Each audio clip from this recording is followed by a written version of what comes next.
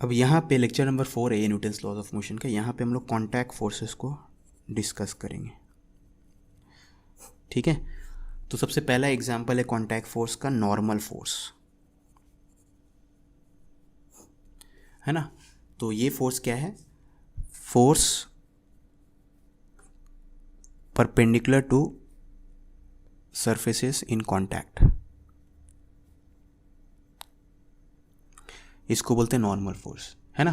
Force which is perpendicular to surfaces in contact, उसको क्या बोलते हैं? Normal force. फॉर एग्जांपल, तो यहाँ पे जैसे दो ब्लॉक्स है, एक ये वाला ब्लॉक, ये इसके नीचे वाला ब्लॉक, है ना।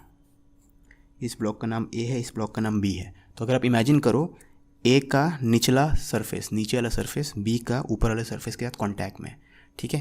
तो ये हो गया सरफेसेस इन कॉन्टैक्ट का एग्जाम्पल, है ना। तो जब भी सरफेसेस इन कॉन्टैक्ट होंगे तो वो दोनों ऑब्जेक्ट्स एक दूसरे पे नॉर्मल डायरेक्शन में फोर्स लगाएंगे। तो सरफेस इन कॉन्टैक्ट का डायग्राम बनाए तो ये हो गया सरफेस इन कॉन्टैक्ट, है ना। ये जो सरफेस जहाँ पे ये ए और बी के एटम्स एक दूसरे को छू रहे हैं, ठीक है, ए और बी के मॉलिक्यूल्स या एटम जो भी है, स्मॉलेस्ट यूनिट, वो एक दूसरे को छू रहे, हो गया सरफेस इन कॉन्टैक्ट। ये हो गया सरफेस इन कॉन्टैक्ट, ठीक है ना।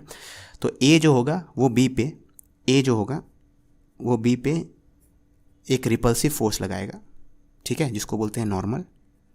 और बी भी जो है ए पे एक रिपल्सिव फोर्स लगाएगा न्यूटन्स थर्ड लॉ के कारण, उसको क्या बोलते हैं? नॉर्मल, ठीक है। तो ए बी पे नॉर्मल लगा रहा है और बी ए पे नॉर्मल लगा रहा है। तो उसको अगर यहाँ पे लिखे तो ए बी को अपने से दूर ढकेलना चाहता है, इसलिए रिपल्सिव बोल रहा हूँ, और बी ए को अपने से दूर धकेलना चाहता है, और दोनों का मैग्नीट्यूड इक्वल होगा, डायरेक्शन अपोजिट होगा फ्रॉम न्यूटन्स थर्ड लॉ, ठीक है। इसको क्या बोलते हैं? नॉर्मल कॉन्टैक्ट फोर्स या नॉर्मल फोर्स, है ना। समझ में आई बात? तो normal always acts perpendicular to the surfaces in contact, ठीक है, पहली बात।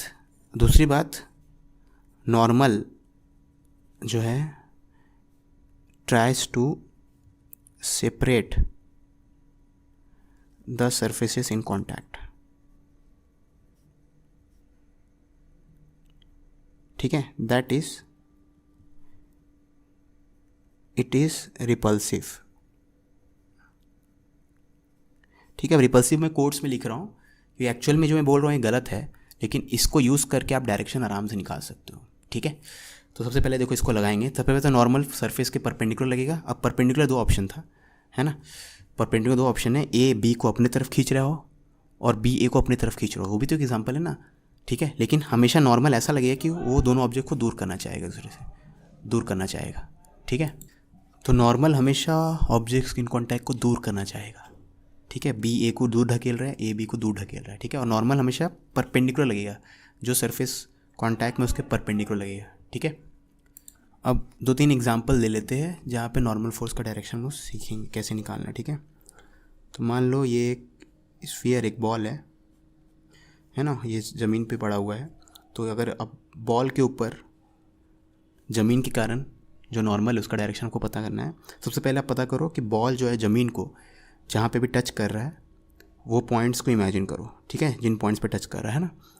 अब आपको उस पॉइंट पे परपेंडिकुलर ड्रॉ करना है। तो परपेंडिकुलर ड्रॉ करने के लिए पहले टेंजेंट ड्रॉ करो, ठीक है, फिर परपेंडिकुलर ड्रॉ करो, है ना।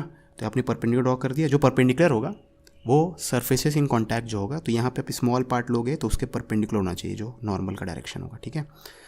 अब एक बार आपने एक ड्रॉ कर लिया तो फिर जो ज़मीन है वो बॉल को ऊपर ढकेल रहा होगा एन से, और जो बॉल है वो ज़मीन को नीचे ढकेल रहा होगा एन से, ठीक है। इसी एग्जांपल में अगर एक यहाँ पे रॉड रख दे, यहाँ पे एक रॉड रख दिया आपने, है ना,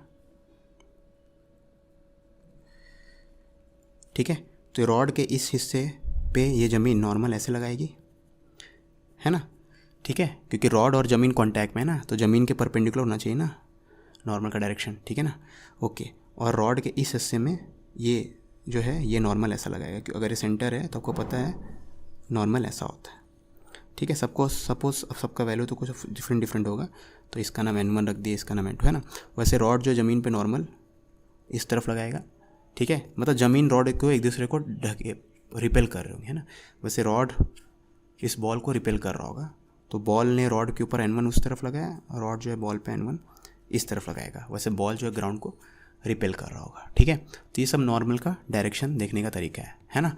ओके, अब दूसरा कॉन्टैक्ट फोर्स हम लोग देखते हैं, वही सर्फेसेस के बीच कहीं देखेंगे, उसको बोलते हैं फ्रिक्शन फोर्स, ठीक है। तो फ्रिक्शन फोर्स होता है force parallel to surfaces in contact, ठीक है। Force which is parallel to surface in contact, of course एक सरफेस दूसरे सरफेस से लगाएगा, लेकिन parallel to surface in contact होगा, ठीक है। तो इसका एग्जांपल देखते हैं। तो मान लो एक सरफेस है, वहाँ पे एक बॉक्स है, ठीक है। ओके, अब इस बॉक्स को आप ढकेल रहे हो, बॉक्स को आप यहाँ पे ढकेल रहे हो, ठीक है, लेकिन ये बॉक्स मूव नहीं कर रहा है। तो ऑफ कोर्स बॉक्स को आप ढकेल रहे हो लेकिन बॉक्स मूव नहीं कर रहा है, यानी बॉक्स को कोई उस तरफ ढकेल रहा होगा, ठीक है। तो वो जो उस तरफ बॉक्स पे फोर्स लगा रहा है वो कोई आदमी नहीं है, वो ये ज़मीन है। तो ज़मीन जो है बॉक्स को उस तरफ ढकेल रहा है, ठीक है। बॉक्स को आप राइट की तरफ ढकेल रहे हो, ज़मीन जो है बॉक्स को लेफ्ट की तरफ ढकेल रहा है। इस फोर्स को हम लोग फ्रिक्शन बोलते हैं, है ना। मैंने इसके बराबर इसलिए लिया क्योंकि आप अगर 10 न्यूटन से ढकेलोगे और ये चल नहीं रहा है, मतलब ज़मीन भी इसको 10 न्यूटन से इस तरफ ढकेल रहा है, इसको फ्रिक्शन बोलते हैं, ठीक है। अब इसके लिए आप देखो अगर, तो यहाँ पे कौन से दो सरफेसेस इन कॉन्टैक्ट है वो देखो। तो बॉक्स का निचला सरफेस और ये ग्राउंड का ऊपर वाला सरफेस, ये दोनों एक दूसरे के कॉन्टैक्ट में, यहाँ पे कॉन्टैक्ट पॉइंट्स है ना। तो ये कॉन्टैक्ट पॉइंट्स के पैरेलल फोर्स लग रहा है, ठीक है। तो अगर आप मैं थोड़ा ऊपर बनाऊँ बॉक्स को, ये बॉक्स हो गया, ये ज़मीन हो गया, तो ज़मीन जो है बॉक्स पे फोर्स फ्रिक्शन का इस तरफ लगाएगी और बॉक्स जो ज़मीन पे फ्रिक्शन का फोर्स उस तरफ लगाएगा, ठीक है, न्यूटन्स थर्ड लॉ के कारण, है ना। ओके, तो फ्रिक्शन फोर्स जो है वो आप डिटेल में बाद में पढ़ेंगे हम लोग, ठीक है। अभी के लिए ये फ्रिक्शन फोर्स हो गया जो parallel to surface in contact है, ठीक है। ऑफकोर्स ये ज़मीन जो है बॉक्स पे नॉर्मल भी लगा रहा होगा, तो ज़मीन बॉक्स पे नॉर्मल ऊपर लगाएगा और बॉक्स जो ज़मीन पे नॉर्मल नीचे लगाएगा, ठीक है। और वैसे फ्रिक्शन जो, तो नॉर्मल जो है वो सरफेसेस के परपेंडिकुलर है और फ्रिक्शन जो है वो सरफेस के पैरेलल है ना। ये फ्रिक्शन फोर्स जो है पैरेलल है, ठीक है। तो ज़मीन ने बॉक्स पे फ्रिक्शन इस तरफ लगाया, बॉक्स जो है ज़मीन पे फ्रिक्शन इस तरफ लगाएगा, ठीक है। तो उसका अभी टेंशन मतलब फ्रिक्शन हम लोग डिटेल में बाद में पढ़ेंगे। अभी के लिए friction acts parallel to surface in contact और normal acts perpendicular to surface in contact. आप कुछ भूल रहे हो। ईमानदारी से बताना, करना है नहीं करना, करना है तो करो ना भाई, क्यों नहीं कर रहे।